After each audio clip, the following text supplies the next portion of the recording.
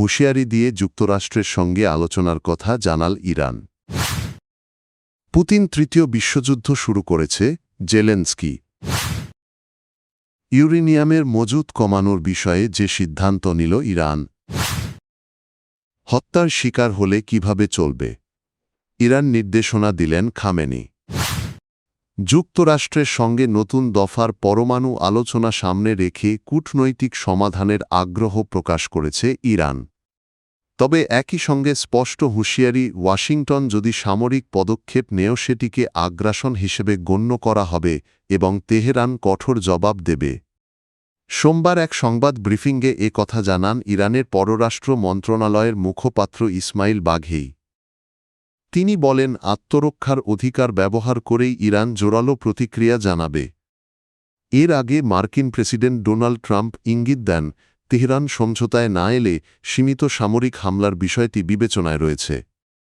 ইরানের president Masoud Pezeshkian জানিয়েছেন, আলোচনায় কিছু উৎসাহব্যঞ্জক সংকেত মিলেছে। তবে সম্ভাব্য সব পরিস্থিতির জন্য দেশ প্রস্তুত রয়েছে বলেও তিনি সতর্ক করেন। ওমানের মধ্যস্থতায় দুই দেশের মধ্যে পরোক্ষ আলোচনা চলছে। সুইজারল্যান্ডে দ্বিতীয় দফা বৈঠকের পর তৃতীয় দফা আলোচনা জেনেভায় হওয়ার কথা রয়েছে। ওমান বলছে চুক্তির দিকে ইতিবাচক অগ্রগতি হচ্ছে, যদিও যুক্তরাষ্ট্র এখনও আনুষ্ঠানিক নিশ্চিত করেনি। আলোচনায় ইরানের পক্ষে নেতৃত্ব দিচ্ছেন পররাষ্ট্রমন্ত্রী আব্বাস আরাগচি। যুক্তরাষ্ট্রের প্রতিনিধিত্ব করছেন বিশেষ দূত স্টিভ উইটকফ। ইউক্রেনের প্রেসিডেন্ট ভলোদিমির জেলেনস্কি দাবি করেছেন, রুশ প্রেসিডেন্ট ভ্লাদিমির পুতিন ইতোমধ্যেই তৃতীয় বিশ্বযুদ্ধ শুরু করেছেন। তাকে থামাতে হলে তীব্র সামরিক ও অর্থনৈতিক চাপ প্রয়োগ ছাড়া বিকল্প নেই।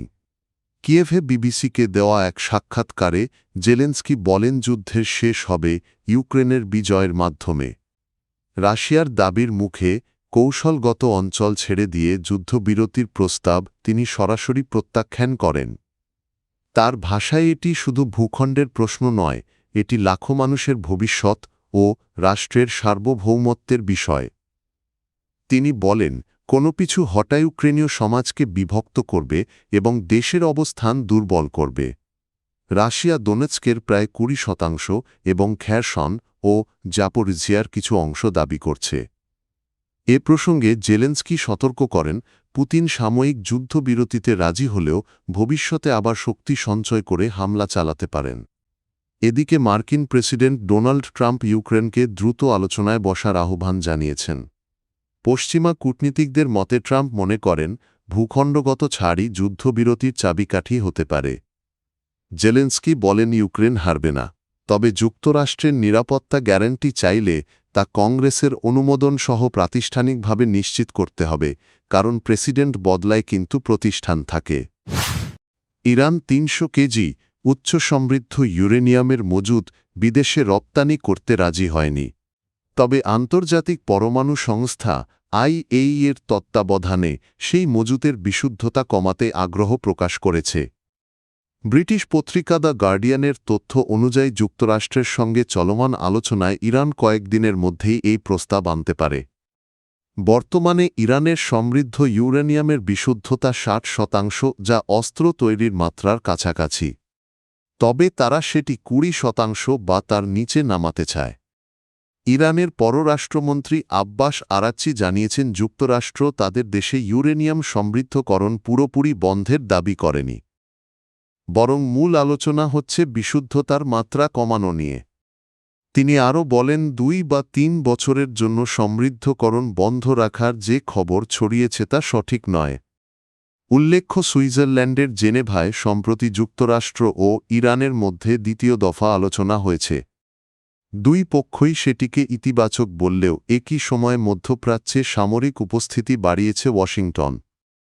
মার্কিন প্রেসিডেন্ট ডোনাল্ড ট্রাম্প সতর্ক করে বলেছেন, 10 থেকে 15 দিনের মধ্যে চুক্তি না হলে হামলার বিকল্প খোলা রয়েছে। পারমাণবিক ইস্যুতে যুক্তরাষ্ট্র ইরান উত্তেজনা নতুন মাত্রা পেয়েছে। ওয়াশিংটনের পক্ষ থেকে সম্ভাব্য সামরিক পদক্ষেপের ইঙ্গিতের মধ্যে তেহরানও প্রস্তুতি জোরদার করেছে। মার্কিন প্রেসিডেন্ট ডোনাল্ড ট্রাম্পের সামনে একাধিক বিকল্প রয়েছে বলে জানা গেছে। এমনকি তেহরান যদি শর্ত না মানে তবে ইরানের সর্বোচ্চ নেতা আয়াতুল্লাহ আলী খামেনি ও তার ছেলে মোজতবা খামেনিকে লক্ষ্যবস্তু করার পরিকল্পনাও আলোচনায় আছে, এমন দাবি উঠে এসেছে আন্তর্জাতিক গণমাধ্যমের প্রতিবেদনে। নিউ ইয়র্ক টাইমসের তথ্যের বরাতে টাইমস অব ইসরায়েল জানিয়েছে সম্ভাব্য হামলায় খামেনি নিহত হলে রাষ্ট্র কিভাবে পরিচালিত হবে সে বিষয়ে আগাম নির্দেশনা দিয়েছেন তিনি। উত্তরাধিকার জরুরি কমান্ড চেইন এবং বিকল্প নেতৃত্ব কাঠামো প্রস্তুত রাখা হয়েছে। প্রতিবেদনে বলা হয়েছে সাবেক বিপ্লবী গার্ড কমান্ডার আলী লারিজানিকে গুরুত্বপূর্ণ প্রশাসনিক দায়িত্বে আনা হয়েছে। তিনি বিক্ষোভ পরিস্থিতি তদারকি, পারমাণবিক কূটনীতি এবং রাশিয়া, কাতার ও ওমান সহ মিত্রদের সঙ্গে সমন্বয়ের কাজ করছেন। সম্ভাব্য যুদ্ধ পরিস্থিতির প্রস্তুতিও তার তত্ত্বাবধানে চলছে। যদিও লারিজানিকে সর্বোচ্চ নেতার সম্ভাব্য উত্তরসূরি হিসেবে আনুষ্ঠানিকভাবে দেখা হচ্ছে না, তবে সংকটকালীন নেতৃত্বে তিনি খামেনির আস্থাভাজন হিসেবে বিবেচিত। এদিকে ইরান সশস্ত্র বাহিনীকে উচ্চ সতর্কতায় রেখেছে। ইরাক সীমান্ত ও পারস্য উপসাগরীয় এলাকায় ক্ষেপণাস্ত্র মোতায়েন করা হয়েছে এবং সামরিক মহড়াও চলছে।